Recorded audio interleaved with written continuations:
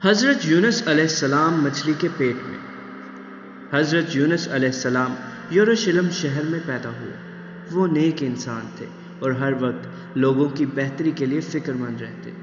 اس لیے اللہ تعالیٰ نے ان کو اپنا رسول چن لیا اور انہیں نینوا شہر کے سرکش لوگوں کی ہدایت کے لیے وہاں جانے کا حکم دیا۔ نینوا پہنچ کر حضرت یونس علیہ السلام اللہ کا پیغام لوگوں تک پہنچاتے رہے۔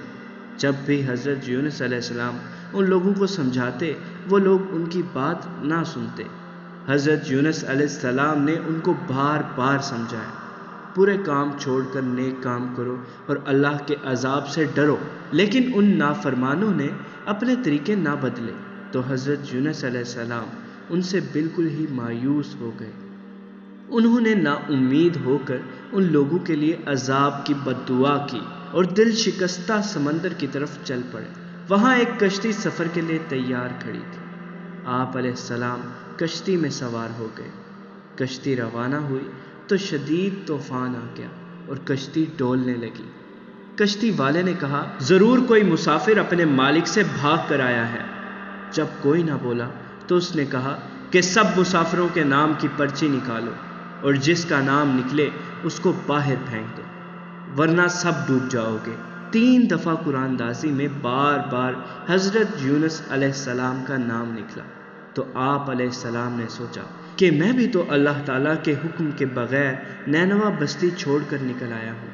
یہ سوچ کر حضرت یونس علیہ السلام نے سمندر میں چھلانگ لگا دی۔ اسی وقت ایک بڑی مچھلی نے انہیں نگل لیا اور وہ اس مچھلی کے پیٹ میں پہنچ گئے۔ حضرت یونس علیہ السلام مچھلی کے پیٹ میں زندہ رہے اور اللہ سے معافی مانگتے رہے۔ حضرت یونس علیہ السلام نے اللہ سے فریاد کی، یا اللہ، بے شک آپ کے سوا کوئی معبود نہیں، کوئی حامی مددگار نہیں۔ یا اللہ، آپ تو ہر عیب سے پاک ہیں، بے شک میں ہی ظلم کر بیٹھا ہوں۔ اللہ تعالیٰ نے حضرت یونس علیہ السلام کی دعا قبول کر لی اور اللہ کے حکم سے مچھلی نے حضرت یونس علیہ السلام کو ساحل کے قریب باہر اگل دیا۔ یہ ایک ویران ساحل تھا۔ حضرت یونس علیہ السلام نہایت کمزور اور لاغر ہو چکے تھے۔ اللہ تعالیٰ کے حکم سے ایک پھلدار پیڑ سے ان کو غذا اور سایہ مل گیا۔ آہستہ آہستہ ان کے جسم میں طاقت آنے لگی۔ اللہ تعالیٰ نے انہیں واپس نینوا جانے کا حکم دیا۔ جب آپ علیہ السلام نینوا پہنچے تو وہاں کے لوگ پہلے سے آپ علیہ السلام کی پر اثر تعلیمات کی وجہ سے اللہ تعالیٰ پر ایمان لا چکے تھے، جس پر حضرت یونس علیہ السلام نے اللہ کا شکر ادا کیا اور انہیں اللہ کے دین کی تعلیم دینے لگے۔ Thanks for watching. اللہ نگہبان۔